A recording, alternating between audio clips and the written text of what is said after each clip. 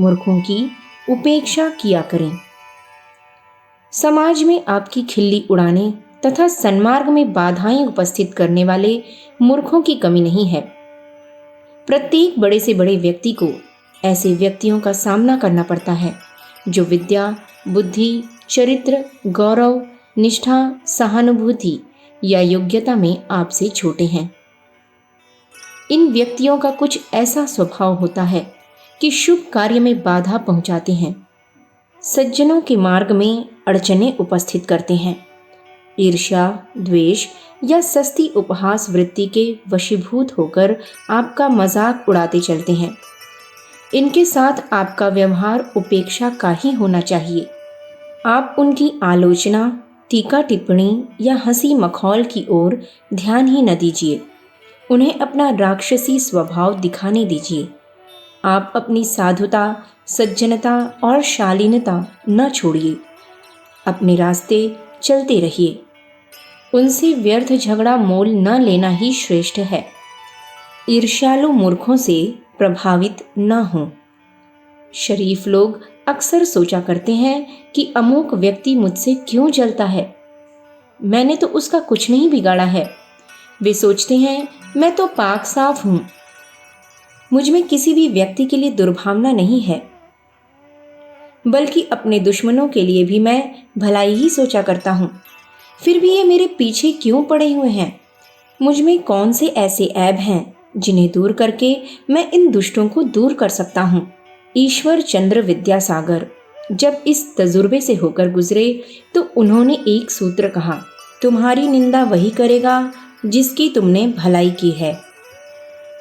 नित से जब इस कूंचे से होकर निकला तब उसने जोरों का ठहाका लगाया और कहा कि यार, ये तो बाजार की मक्खियां हैं जो अकारण हमारे चारों ओर भिनभिनाया ही करती हैं। ये सामने प्रशंसा और पीछे निंदा किया करते हैं। हम इनके दिमाग पर बैठे हुए हैं। ये मक्खियां हमें भूल नहीं सकती और चूंकि ये हमारे बारे में बहुत कुछ सोचा करती हैं, इसलिए ये हमसे डरती हैं और हम पर शंका भी करती हैं।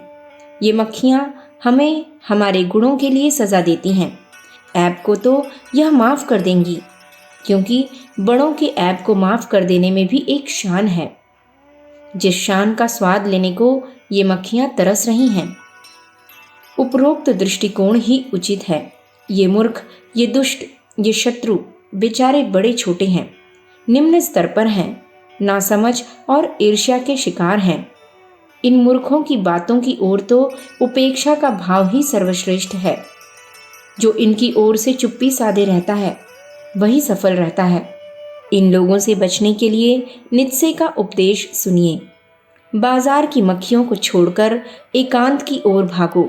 जो कुछ अमर तथा महान है उसकी रचना तथा निर्माण बाजार तथा सुयश से दूर होकर ही किया जाता है।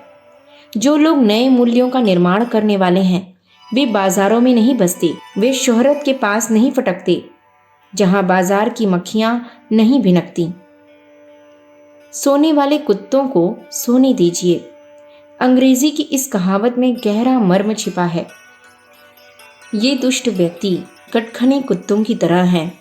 जितनी देर सोते हैं इन्हें सोने दीजिए, अन्यथा ये अपनी दुष्टता छोड़ने वाले नहीं हैं। आप अपना सत्कार्य किए जाइए। दूसरों की अनुमति, प्रेरणा, प्रोत्साहन या बढ़ावा दिलाने की क्यों प्रतीक्षा करते हैं? प्रसन्न और सफल हम तभी हो सकते हैं जब इन्हें उपेक्षित छोड़कर इनकी आलोचना या उत्साह की परवाह न करते हुए अपनी राह चलते रहें, अपने उद्देश्य की पूर्ति में संलग्न रहें। प्रत्येक दुष्ट के मन में अहम भाव बड़ी तीव्र मात्रा में होता है। वह उसी दर्प की पूर्ति के लिए आपको छेड़ता है। वह आपसे प्रशंसा चाहता है।